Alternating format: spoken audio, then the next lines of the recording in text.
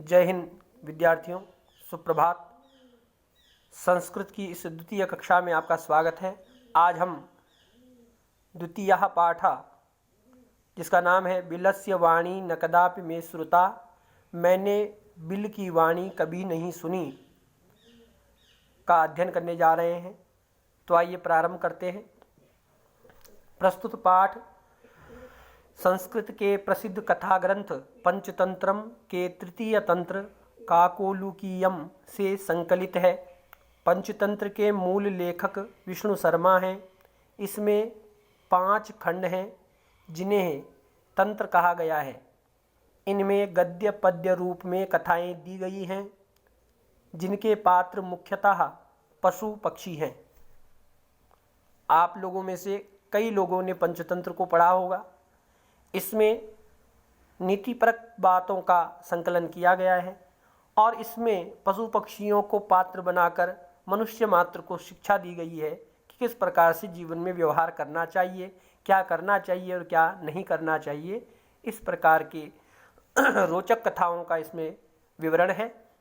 तो आइए पंचतंत्र की उसी एक कथा का आज हम अध्ययन करने जा रहे हैं। तो देखिए, समझे क्या है इसमें।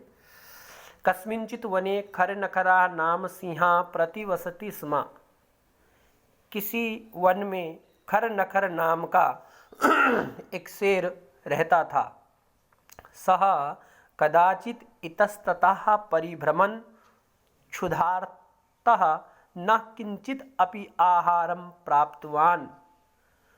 वह शेर कदाचित मने किसी समय या एक बार इतस्ततः इधर उधर घूमता हुआ भूख से व्याकुल, उसे खाने को न किंचित आहारम प्राप्तवान, उसे खाने का कोई भी आहार प्राप्त नहीं हुआ। अतः ततः उसके बाद सूर्यास्त समये एका महतीं गुहां दृष्ट्वा सह अचिंतयत्।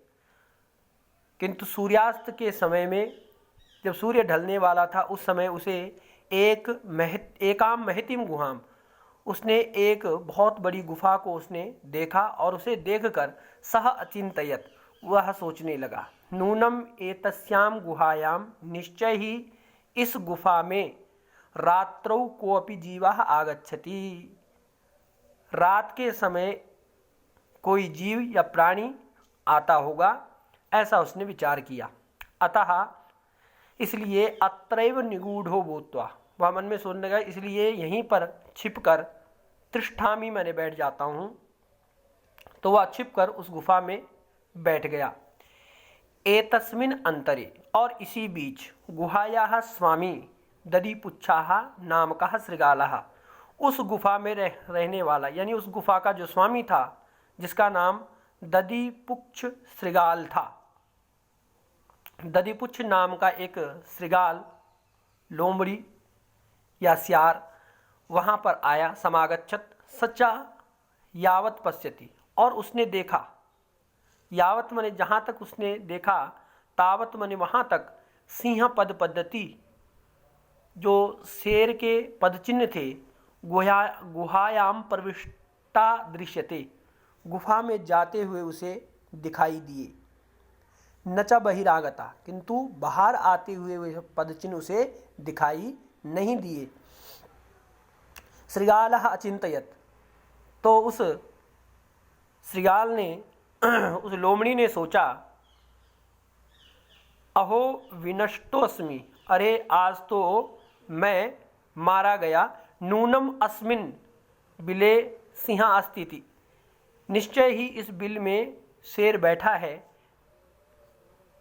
इति तर्कयामि, ऐसा मैं सोचता हूँ कि निश्चय ही इसमें कोई शेर बैठा हुआ है। तत्किम करवाणी, तो अब क्या करूँ या क्या करना चाहिए।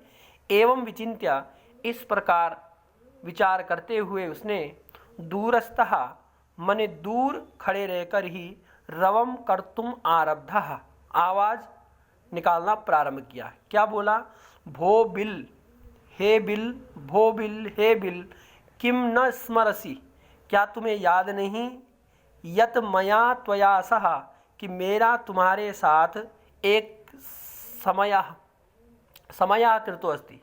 हमारा एक अनुबंध हुआ था, हमारी एक बात हुई थी कि यदा अहम बाह्यतः प्रत्यागमिष्यामि, कि जब मैं बाह्यता मने बाहर से वापस लौटूंगा, तदा मने तब तुम माम मने मुझको आकारयिष्यसि, तब तुम मुझे बुलाओगी। यदि त्वं माम न आह्वयसि, और यदि तुम मुझे नहीं पुकारोगी, तर्हि तो अहम मने मैं द्वितीयं बिलं यास्यामि, तो मैं दूसरी गुफा में चले जाऊंगा, दूसरी गुफा में मैं यहाँ से पलायन कर जाऊंगा। इति, इस प्रकार से उसने बताया। अथ एतत् श्रुत्वा, इस प्रकार से इस बात को सुनकर सिंह अचिंतयत्, वह शेर सोचने लगा कि नूनम एषा गुहा स्वामिनः सदा समावाहनम करोति, कि निश्चय ही नूनम ऐसा गुहा, यह गुफा जो है अपने स्वामी का हमेशा, सदा मने हमेशा, आवाहन करोति मने पुकारती होगी। परंतु मद भयात न किंचित वदति, किंतु मैं यहाँ हूँ इस भय के कारण शायद वह नहीं बोल रही है, ऐसा उसने विचार किया।